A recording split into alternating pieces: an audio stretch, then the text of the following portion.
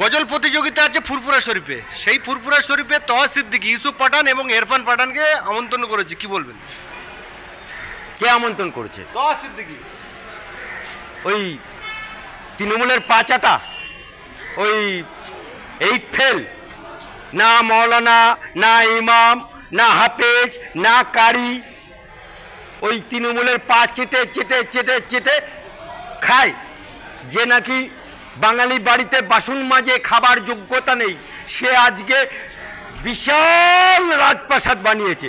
যে রাজপ্রাসাদে ঢুকতে গেলে ঢোকার পরে বেরোনোর সময় 10 টাকা করে টিকিট নেয়, ওই মালটা, ওই তৃণমূলের পাচাটা মালটা, হ্যাঁ, ওই তওয়া সিদ্দিকী। আর কার কথা বলছেন? একটা ভেজাল মাল, মুসলমানের নামে কলঙ্ক, হ্যাঁ, যে নাকি 8 ফেল, মৌলানা না, হাফেজ না, কারি না, তৃণমূলের পা চেটে খায়, সেই লোকটা ইউসুফ পাঠানকে ডাকবে না তো কাকে ডাকবে? হ্যাঁ, আমি ইউসুফ পাঠান যে জিতেছে সেটা কি করে জিতেছে? 5 বারের সাংসদ অদিত চৌধুরীকে কি করে হারালো শুনুন।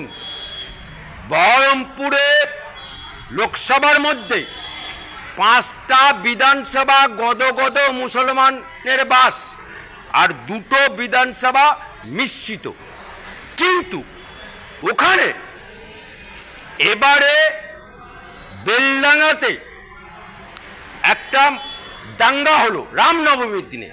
সেই রামনবমী পুজো উপলক্ষে দাঙ্গা হলো, এবং সেই দাঙ্গাতে তৃণমূলের MLA হুমায়ুন, সে কি বলল? যে আমরা মুর্শিদাবাদের 70% মুসলমানের বাস, যদি মনে করি 30% হিন্দুকে ভাগীরথী গঙ্গায় ফেলে দেবো। এত বড় ক্ষমতা। তার বিরুদ্ধে আমি বিং অ্যাডভোকেট আলী আফজল চাঁদ, RSS এর মুসলিম সংগঠনের রাজ্য সভাপতি হয়ে এই হাইকোর্টে মামলা করেছি। মামলা করার পরে আজকেও মামলাটা শুনানি ছিল, হলো না। সেই মামলার রিফ্লেক্ট পড়ে গেল গোটা বহরমপুরে। হিন্দুরা একচেটিয়াভাবে ভারতীয় জনতা পার্টির নির্মল শাহকে ভোট দিল, ডাক্তার নির্মল শাহকে, এবং মুসলমানরা এককাট্টা হয়ে ইউসুফ পাঠানকে। আমি মমতা ব্যানার্জিকে জিজ্ঞেস করতে চাই, বাংলার কুলাঙ্গার মুখ্যমন্ত্রীকে, বাংলার চোরদের রানী মুখ্যমন্ত্রীকে, মমতা ব্যানার্জিকে, নাটকরা মুখ্যমন্ত্রী, যে দম হয় আমার সাথে লড়ে নেবে, তোমার বিরুদ্ধে আমি কেস করেছি। তুমি বলেছিলে না হাইকোর্ট তুলে দেবো, তোমাকে হাইকোর্টে কি করে তোলাতে হয়, তোমাকে কি করে হাইকোর্টে টানতে হয় আমি দেখিয়ে দেবো। তোমার বিরুদ্ধে আমি মামলা করেছি, ক্রিমিনাল মামলা। 1 কোটি টাকা ফাইন তোমার হবে, এবং তোমাকে সশরীরে এসে হাইকোর্টে ক্ষমা চাইতে হবে। সেই মুখ্যমন্ত্রী কি বলল? যে বাংলার মেয়েকে ভোট দিতে হবে। যখন নরেন্দ্র মোদী, যখন অমিত শাহ বাংলার বুকে প্রচারে এলো, বলল বহিরাগত, বলল নরেন্দ্র মোদী বহিরাগত, বলল অমিত শাহ বহিরাগত। আর বাংলার বুকে বহরমপুরে ওই ইউসুফ পাঠান বহরমপুরের কোন মাটিতে জন্মেছে? বাংলার কোন মাটিতে জন্মেছে? কোন মাটিতে? Let me finish. কোন মাটিতে জন্মেছে? তুমি গুজরাট থেকে আমদানি করে নিয়ে এসে তাকে ভোটে দাঁড় করিয়ে দিলে, আর মুসলমানরা গদ হয়ে ওকে ভোট দিয়ে আজকে জিতেই দিল, ইউসুফ পাঠানকে সাংসদ করে দিল। আজকে শত্রুঘ্ন সিনহা আসানসোলে বিহারি মাল বাংলার কোন মাটিতে জন্মেছে? আসানসোলের কোন মাটিতে জন্মেছে? তাকে তুমি আমদানি করলে। আবার কীর্তি আজাদ বর্ধমানের কোন মাটিতে জন্মেছে? এমনি বর্ধমানকে বলে আগুড়ি মুসলমান আর ধান তিন নিয়ে বর্ধমান। আর সেই বর্ধমানের মাটিতে তুমি কীর্তি আজাদকে বাইরে থেকে আমদানি করে নিয়ে এসে প্রার্থী করে দিলে। অর্থাৎ নিজের বেলায় আটিসুটি, পরের বেলায় দাঁত কাপাটি।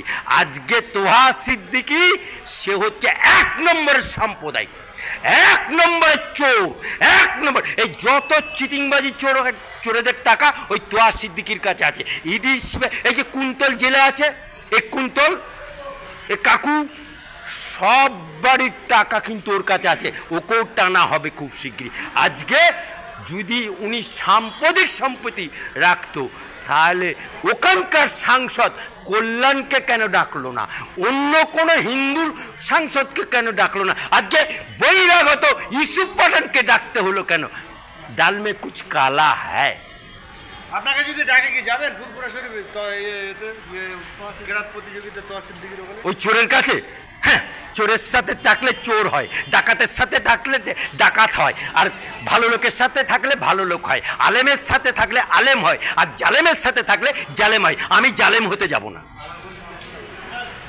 আর পুলিশ আমদানি করে নিয়ে এসে তাকে ভোটে দাঁড় করিয়ে দিলে, আর মুসলমানরা গদ গদ হয়ে ওকে ভোট দিয়ে আজকে জিতিয়ে দিল, ইউসুফ পাঠানকে সাংসদ করে দিল। আজকে শত্রুঘ্ন সিনহা আসানসোলে বিহারি মাল বাংলার কোন মাটিতে জন্মেছে, আসানসোলের কোন মাটিতে জন্মেছে, তাকে তুমি আমদানি করলে।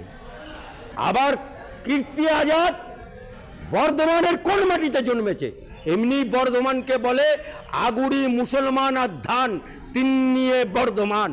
আর সেই বর্ধমানের মাটিতে তুমি কীর্তি আজাদকে বাইরে থেকে আমদানি করে নিয়ে এসে প্রার্থী করে দিলে। অর্থাৎ নিজের বেলায় আটিসুটি, পরের বেলায় দাঁত কাপাটি। আজকে তোহা সিদ্দিকী সে হচ্ছে ১ নম্বরের সাম্প্রদায়িক, ১ নম্বরের চোর, ১ নম্বর। এই যত চিটিংবাজি চোরেদের টাকা ওই তোহা সিদ্দিকীর কাছে আছে। ইডি এই যে কুন্তল জেলে আছে, এই কুন্তল, এ কাকু, সব বাড়ির টাকা কিন্তু ওর কাছে আছে। ওকেও টানা হবে খুব শীঘ্রই। আজকে যদি উনি সাম্প্রতিক সম্পত্তি রাখতো তাহলে ওখানকার সাংসদ কল্যাণকে কেন ডাকলো না? অন্য কোনো হিন্দুর সাংসদকে কেন ডাকলো না? আজকে বহিরাগত ইউসুফ পাঠানকে ডাকতে হলো কেন? ডাল মে কুছ কালা হ্যায়। আপনাকে যদি ডাকে কি যাবেন ফুরফুরা শরীফে কেরাত প্রতিযোগিতা তোহা সিদ্দিকীর ওখানে? ওই চোরের কাছে? হ্যাঁ, চোরের সাথে থাকলে চোর হয়, ডাকাতের সাথে থাকলে ডাকাত হয়, আর ভালো লোকের সাথে থাকলে ভালো লোক হয়, আলেমের সাথে থাকলে আলেম হয়, আর জালেমের সাথে থাকলে জালেম হয়। আমি জালেম হতে যাব না। আর পুলিশ